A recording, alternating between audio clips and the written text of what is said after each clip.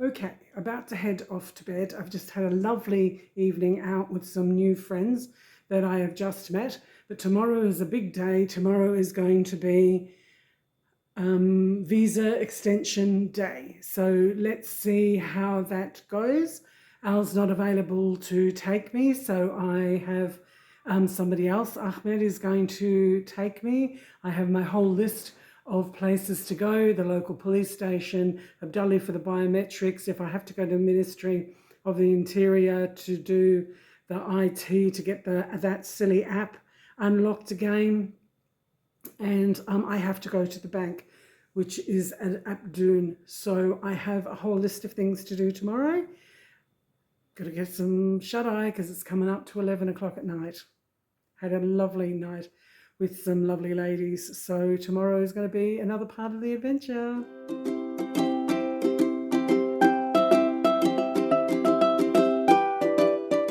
Okay, so the time is 11:30, and this day was like a Twilight Zone.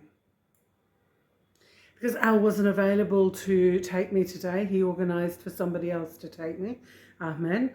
And so he was here promptly at 8 o'clock, as I requested. We went straight to my local police station, and there was nobody else in the area, so I was the only person in the visa section. This time we didn't even have to give up our phones. They didn't frisk my bag. Went upstairs, explained to them what I needed and that I had the piece of paper, and he just took the piece of paper. I gave him a copy of the cushion and the photocopy of my passport. I offered him a new passport photo, little passport photo, and he didn't want that. And he said because I came in on the Jordan Pass, he'll give me the 2-month extension, so 40 for 40 JD, so 3 months for 40 JD. But it would only be until a date which was be the 16th of June. So I needed another 3 weeks after that. And he just said to go to the administration authority, which is the police, the tourism police, and they will give me an extra 3 months. So that just went so smoothly. We were literally upstairs. I barely had time to catch my breath before I was paying him, and we were walking out. It was just so amazingly quick.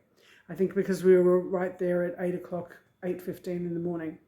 So the next thing I had to do was go to the bank to sign the bank application so that when I come next time I can have deposited the money into the bank account, and so to go for the residency application. And while we were at the police station, I said, do we have to do it here? No, you've got to go to the ministry and get the letter first and then start the process that way. That's absolutely fine. We can do that next time that we come. So trundle off to the bank, and Abdoun, a couple of suburbs away, absolutely fine.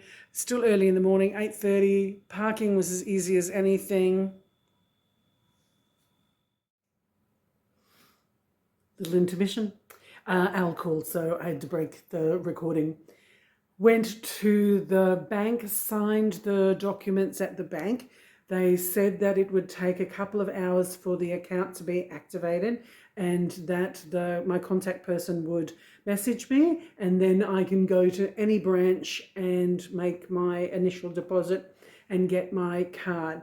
I have downloaded the bank app, but I haven't tried to activate it yet because I don't have a bank account number and stuff like that to link it all to, and I don't have a phone number to link it to also. Sometimes if it has that second person or third person authentication, send it to your phone, gives you a code, that type of thing. If I needed anything like that, I'll need Al to be with me because I'd be using his phone for any of that kind of stuff and setting up my passwords. And so little steps.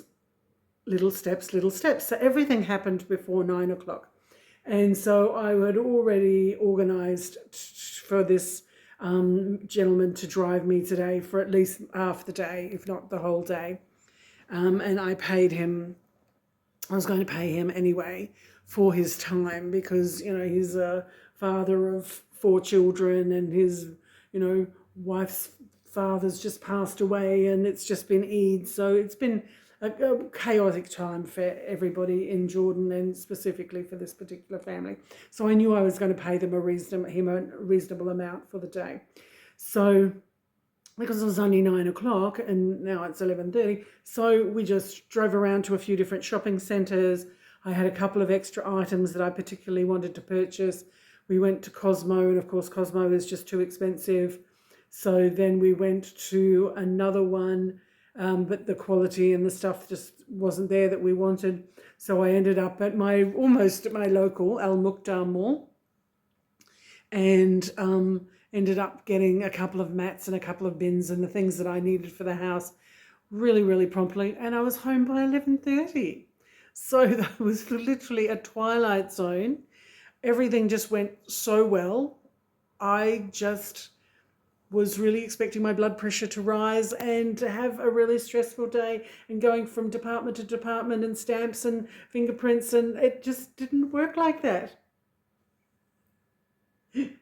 Maybe, yeah. So we'll have to see what happens next time when I actually go for the residency visa. Everybody I keep talking to just keeps saying because I'm Australian, I will end up getting a really long residency and only have to make the application once, where other nationalities, for example, Egyptians and Syrians, etc., have to go yearly. So I'll just have to wait and see, because I'm going to be a bank deposit with a house is my residency. It isn't family, it isn't school education, it's not medical, it's not investment, and it's not house over 200,000.